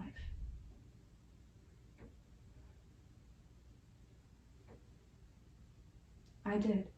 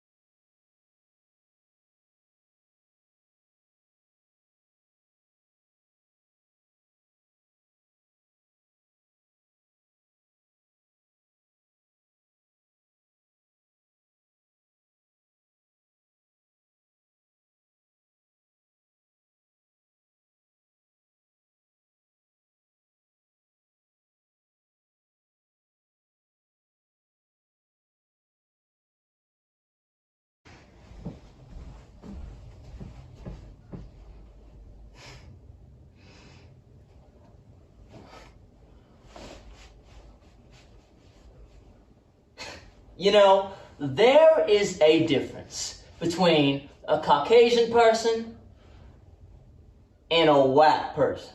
A Caucasian person is someone whose skin just happens to be lighter than yours, and they're trying to get through life in America just the same as black people are, and they don't treat you any different than anybody else. But a white person? When a white person walks in the room, you can tell that they know that they're white and you're black. I mean, it's the smugness in their face. Like, and when I speak of white America, I don't speak of every white citizen. It's pretty much the same as I feel about cops. You see, I know some who do a lot of good for the black community. But I wouldn't be true to myself if I told you that I trusted every cop that put on that uniform. You see, anytime I see that uniform, I practice my smile. A 2019 study from the APA shows that Americans instinctually view black men as more threatening than their white counterparts, leading black men to be constantly aware of their demeanor in public. And as the coronavirus continues to kill African Americans at disproportionately high rates, the New York Times reports that black men are expressing fears that protective masks could increase racial profiling and make us the target. In his true story, Nathan James challenges the idea that discrimination can be masked with a simple smile. Superiority Fantasy by Nathan James. Whew! Whew! When I was 17, I entered into a competition for young black men called the Mr. African American Competition. It was a chance to win $1,000. And well, I won. And I remember it being some of the best years of my life. The only thing I never liked about it, though, was they always made us smile throughout the entire evening. The reason why we had to practice smiling always stuck in the back of my head. They told us that we had to practice smiling so it would be our default face in public, and that maybe people wouldn't be so scared of us. And by smiling, we would come off as non-threatening. You know, thinking back to my childhood, before we walk into any store, I always got the same lecture, a famous quote from parents in the black community. Don't go in here showing y'all's color. It was something that was embedded into me at a very young age. So, a few months ago, I went to the Urban World Film Festival. And I knew I couldn't walk over there looking basic. So I decided I'd hit up H&M for a new outfit, the barbershop at 125th, and I went in my closet and pulled out the good shoes. I was fresh. One of those days that you feel like you have the world at your fingertips. Even the ratchetivity that was destined to await me on the New York City subway couldn't mess up my vibe. And as Jay-Z's Beach is Better blasted through my headphones, I walked down the steps to the subway at 207th Street, gliding down each step like I was walking in slow motion in a music video. Needless to say, I was feeling myself. I hit the bottom of the steps and was immediately stopped in my tracks.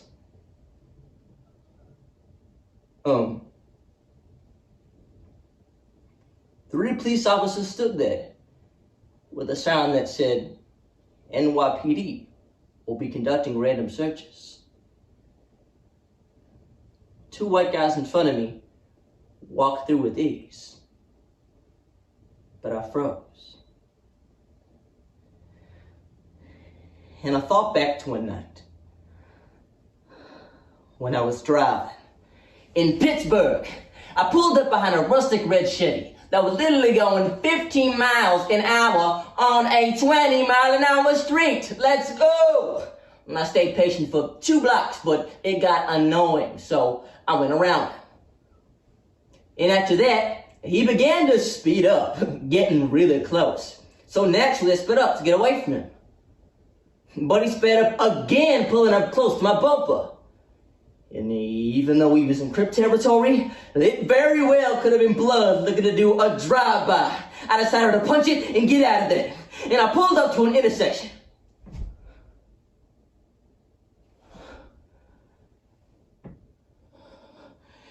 And was surrounded by police squad cars. A few of them yanked the car door open and pulled me out. What? All the other cops had their guns drawn on me. And I heard one of them repeatedly say, get your black ass on the car. And when the police officers put a gun to the back of my head and said, move or blow your head off, I told them I wasn't a criminal. I said, I'm an actor and I'm a teacher. I'm one of the good ones!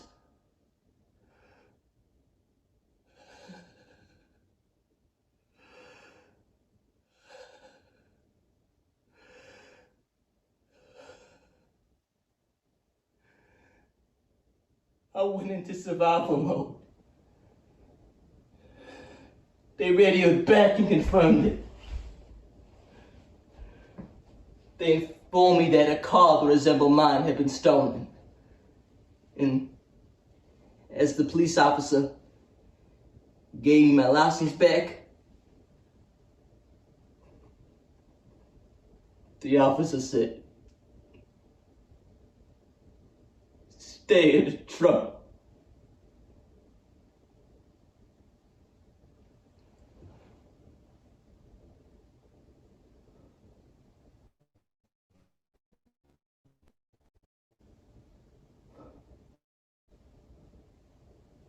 Before I passed the police officers in the subway, I decided to be smart and smile. The non-threatening smile was my default. You know, people act like racism is some huge dragon that lives up in the hills of the deep south. No. Racism is a bedtime story that America told its children over and over again. The victim blaming of unarmed black bodies shows that people aren't tired of racism. People are tired of talking about racism. They want us to shut up about it, to pretend it's not happening. They want us to look at Barack Obama. We've had a red president, so racism must be over.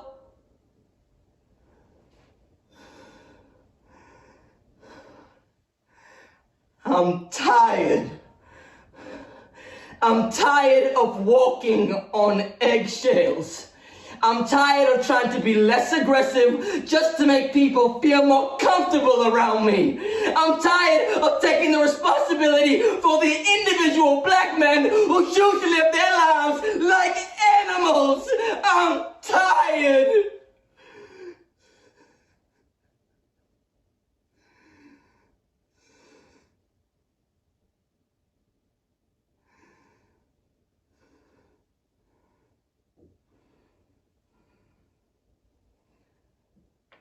I'm tired of feeling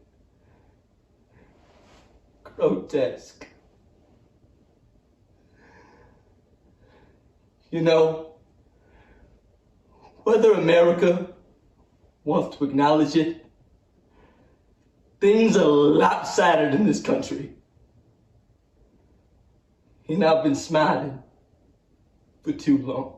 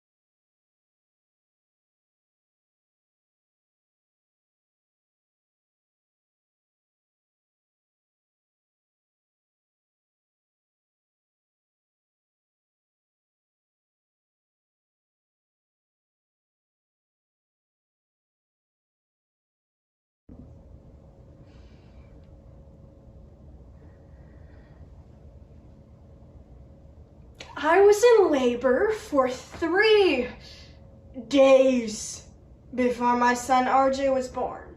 So when I first laid eyes on him, I felt nothing but exhaustion. I said, "This is it." Well, it wasn't until about an hour later, he was in my arms, that I felt it. And that rush of maternal love. And I thought, this is it. Well, I had another child, a daughter, Emma. And soon after Emma was born, their father and I divorced. Yeah, but I raised the kids by myself. Fast forward, the kids are both in high school. And in the fall of RJ's junior year, he is cast as Atticus Finch in To Kill a Mockingbird. So he has to get a haircut. And I remember him walking out of the barber shop. He had a crew cut. He was impossibly handsome. And I thought,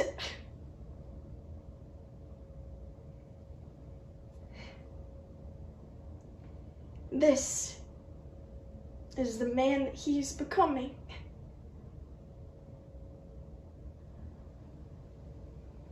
For many Americans, a single doctor visit can be a financial obstacle course. But the US is the only industrialized country without universal health insurance, putting an unjust financial burden on patients. But wallets aren't the biggest victims. According to the Healthcare Rights Initiative, 18,000 people die each year because they are uninsured or can't afford further care. And during this ongoing pandemic, people uninsured are even more at risk. But in her true story, Stephanie Parolo puts a spotlight on this broken system and shows us that there are few things stronger than maternal love. Walking with RJ by Stephanie Parolo.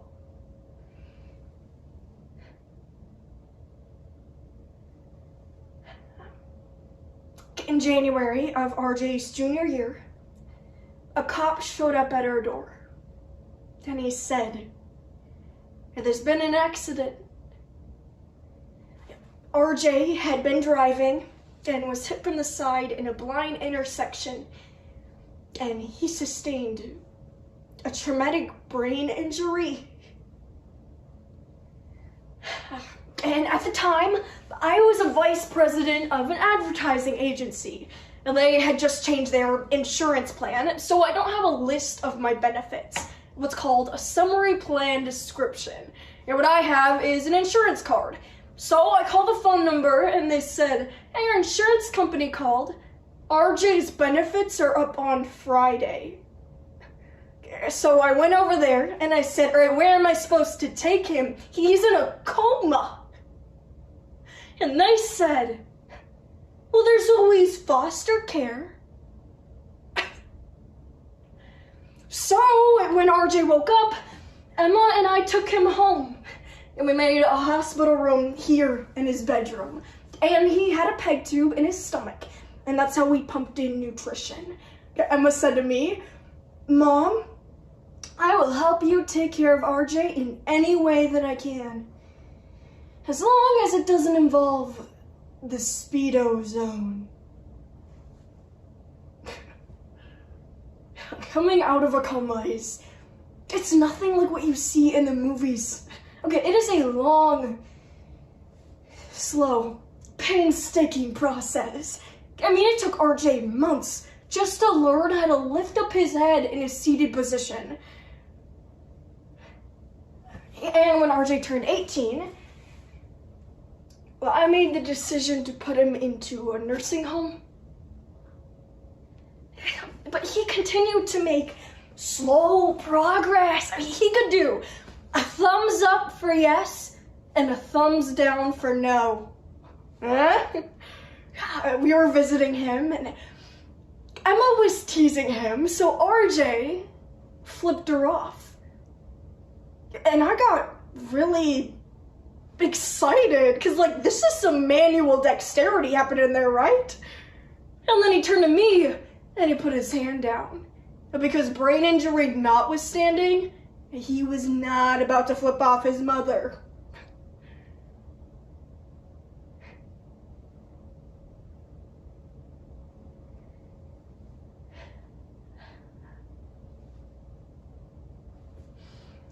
Months passed, and I still couldn't get the summary plan description. I realized this is not a bureaucratic mix-up. You know, this is intentional, and this is illegal. Well, it turns out this is a violation of a law called ERISA. So I called a lawyer, and he said, "Well, I can help you. but you have to give me $30,000. I said, let me be clear. I am a single parent. I've paid to set up a hospital room in my house. I paid a nurse to sit with my son so that I can go to my job, so that I can keep this insurance. I don't have $30,000. And he said, well, then I can't help you. These things are illegal. But you can't call the police on a corporation. And I couldn't afford an attorney.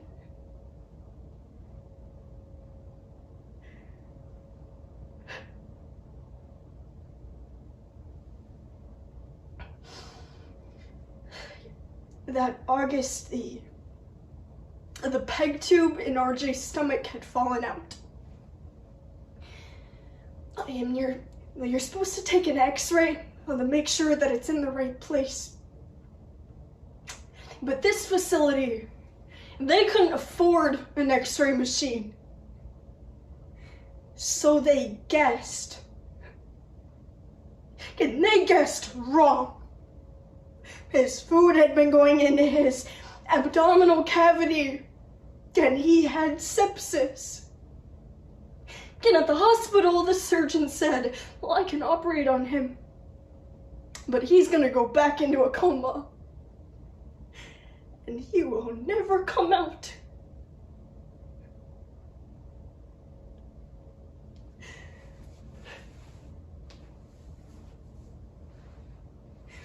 Or you can let him go.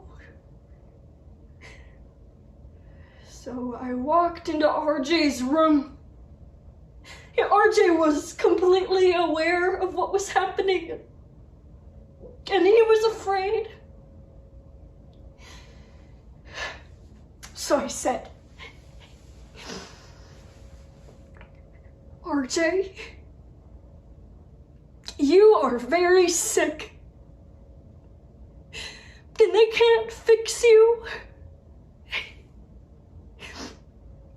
So you're gonna go to God. But my dad's there. And I will be there soon.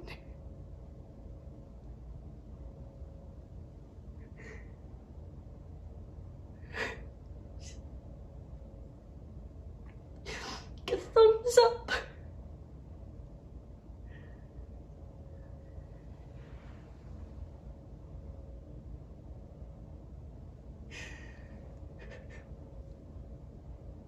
It took RJ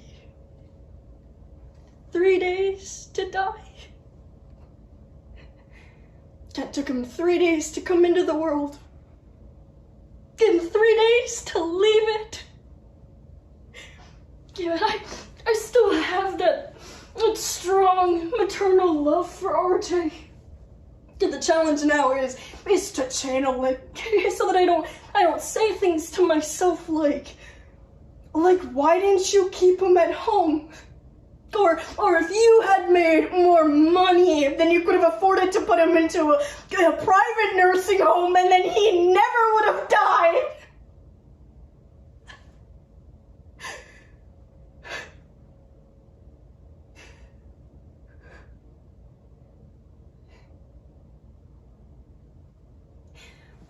But between the time of RJ's accident and his death, he could only say a handful of words. But the word that he said most was Mom.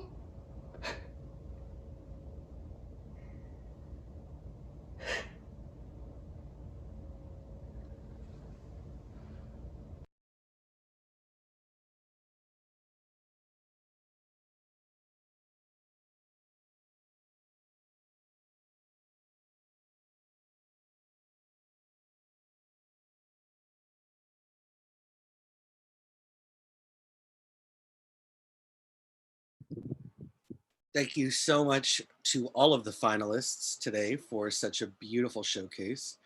Just want to let you guys know that tomorrow at 2 p.m. Pacific, 5 p.m. Eastern, we will be live streaming our awards. So hang out with your teammates online and get ready to hear how you guys placed. Thank you so much for joining us, and we'll see you tomorrow.